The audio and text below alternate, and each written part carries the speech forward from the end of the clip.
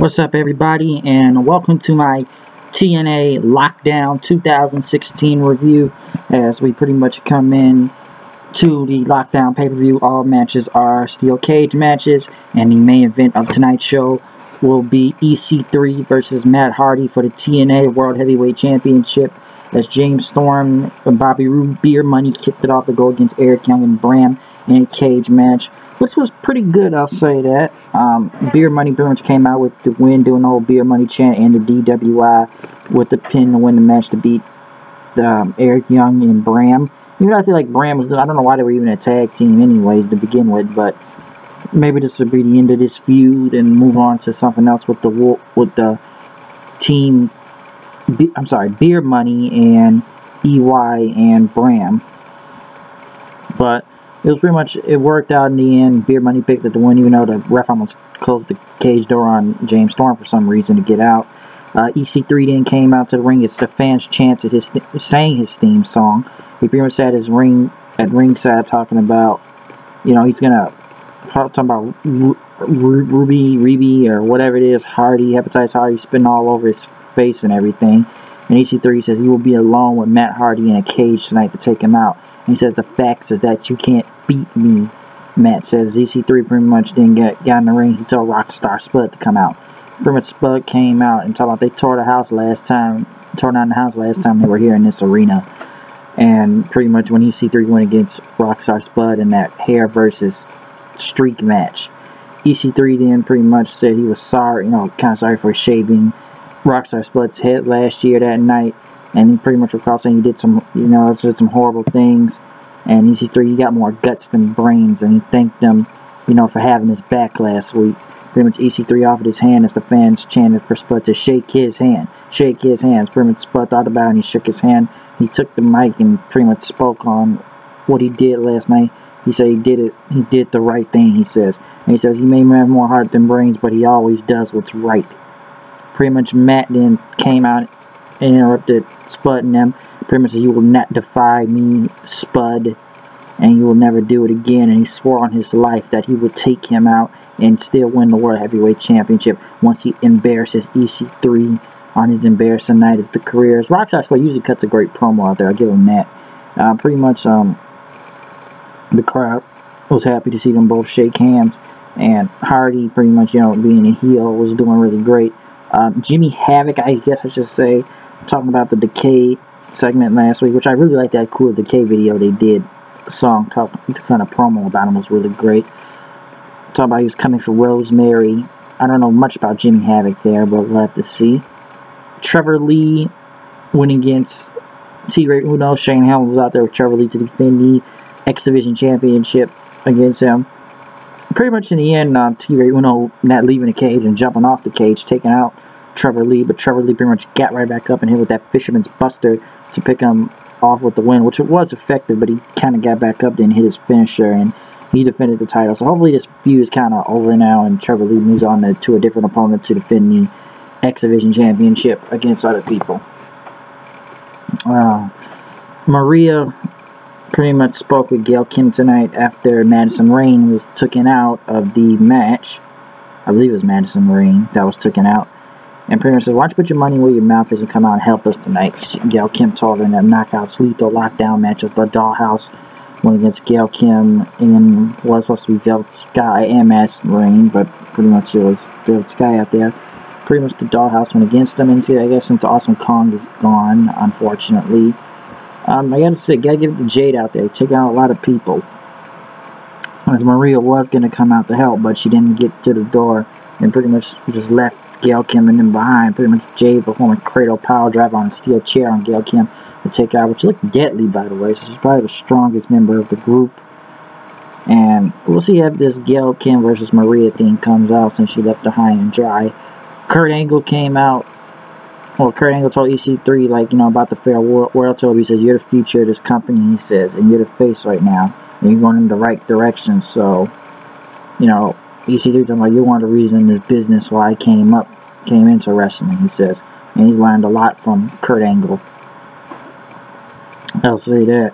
Kurt Angle then entered the ring. As he came out, fans chanted Angle, and you know, he talked about his farewell tour, which kind of sucks, but he couldn't have it better in the UK, he says.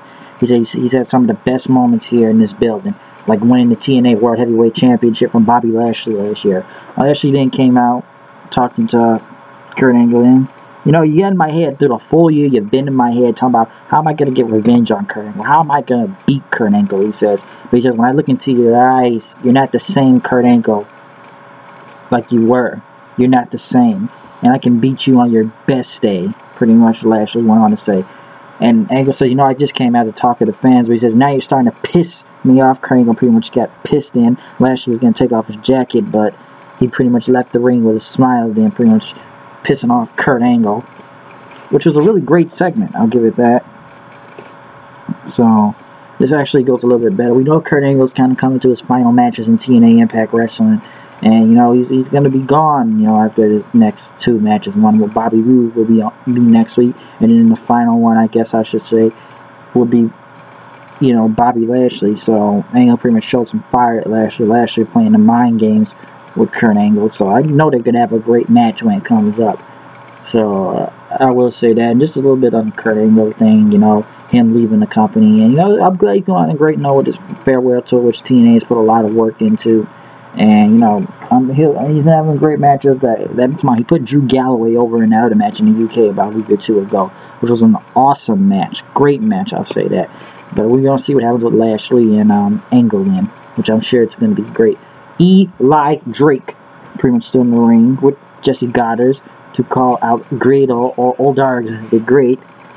Talking about the Feast or Fire thing, which Oldarg went against Eli Drake. Pretty much the match kind of, I guess, continued, and pretty much Oldarg beat him. After he pulled out his mask, Grado pretty much was there with Muhammad Shears, and Shear helped him take out Jesse Goddard to help him win the match. Abyss and Decay then pretty much won the back, and they were messing with that. Where's Jimmy Havoc do this? He said, you don't know what you're messing with. He says, Rosemary is my partner, and pretty much he mocked Abyss and Crazy Steve for being hardcore. You're just trying to be hardcore, you're just crazy. And pretty much says, Rosemary made you great, and pretty much Abyss and them attacked them then. So, we're going to see how this is going to go. Backstage, Grado was talking to Billy Corgan, talking about he wanted his job back, but Eli Drake said, get out of here. He says, you're nothing, you're not nothing in this company. I'll give you the next king and I'm out and champion. The security just hauled him away in. As I said before, next week will be Kurt Angle versus Bobby Roode in the farewell tour, and Drew Galloway versus Mike Bennett, as Mike Bennett cut a promo talking about he's going to take out Galloway. EC3 came out for the main event, which they made a big feel to, I say, with them in the shots in the back and them coming down into the ring as the theme was playing. They headed down, but it was like a boxing match almost coming into. The fans sang along EC3's theme song as Matt Hardy came out. Then also the TNA World Heavyweight Championship was on the line. Pretty much Tyrus was out there with him, and throughout the match, Tyrus got involved and tried to get a chain in there, but EC3 was able to take him out there, standing in his way. And pretty much they even had to censor EC3 because he pretty much put up 2 middle finger signs at pretty much told Tyrus to fuck you, pretty much middle finger signs at Tyrus, and went at him then, which he got a chair and was able to take Tyrus out after smiling at him. Hardy was able to perform a twist of fate then, but EC3 caught him from behind, hit the Russian leg sweep in a way, and then pretty much both men were down in the middle of the ring. Hardy then low blowed EC3 and hit another twist of fate with him, which still didn't take him out. EC3 still kicked out then, and pretty much EC3 was crawling to the ring after he hit Hardy, stunning him. Ruby Sky tried to come with a hammer to the ring, but Rockstar Spud stopped her, pretty much took the hammer and threw it away. But then when Rockstar Spud pretty much looked at EC3, he was calling for EC3 to come out the cage, but he slammed the door on his head then, and pretty much helped Matt Hardy get out of the cage. And as pretty much on to get out of the cage, and then helping Matt Hardy win to retain the World Heavyweight title. Pretty much Josh Matthews went to call Rockstar Spud an ungrateful son of a bitch, he called him. He called him that. And then pretty much after the match, Hardy and Spud pretty much shook hands then, as they screwed EC3 out of the World Heavyweight title. Pretty much he wanted Spud to punish EC3 for his sins, and he told him to kill the cancer as he took a chair and hit EC3's head on the steel steps, then taking him out. And he pretty much says, "I always do the right thing," Rockstar Spud said, as they got up there and pretty much celebrated as Josh Matthews called him a rotten bastard. And it was a crazy main event, and you know, really great heel turn by Rockstar Spud. But you know,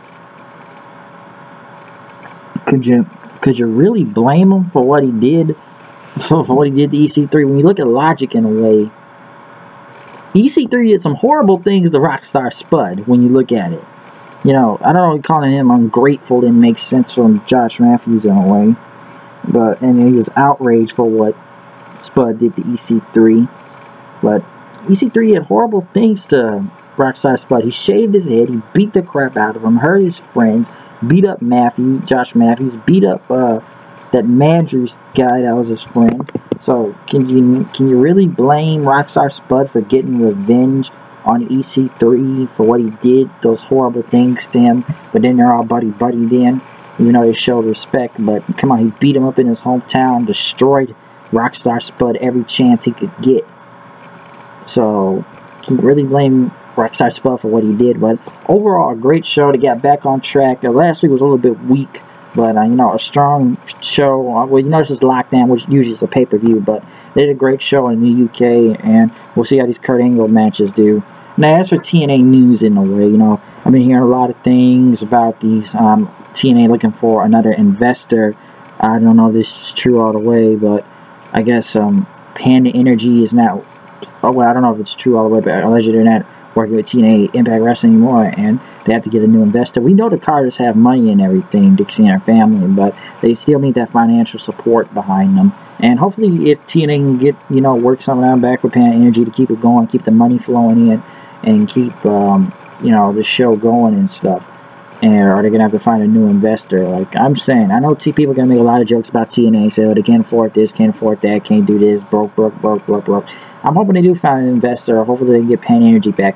Like, I'm not all for, you know, wanting wrestling companies just to go out of business like that. I've never seen so much hatred for it. I don't want TNA to end up like WCW. And they've been on the right track. Like, the pop TV shows have been really great. And I know people say, oh, well, you supporting this failing company. I've said this in many of my videos before. But until you watch the show, tell me what you think about it then if it's that bad. That's why I say to people, if you don't like the show, either don't watch it or watch it, then you give your true opinion. Because sometimes I feel like it's a lot of WWE sheep that just like to hate on TNA, hate other companies like Ring of Honor or Lucha Underground before. Because I remember somebody tried to tell me, Lucha Underground is trash. How is it trash? It's better than what WWE's doing put on today. So that's what I have to, you know, give it a think part about it right there about, you know, TNA. But overall, great show, Lockdown. Check out my review and, you know, news and live reactions. And I'm out of here. I'll see you guys later. Peace.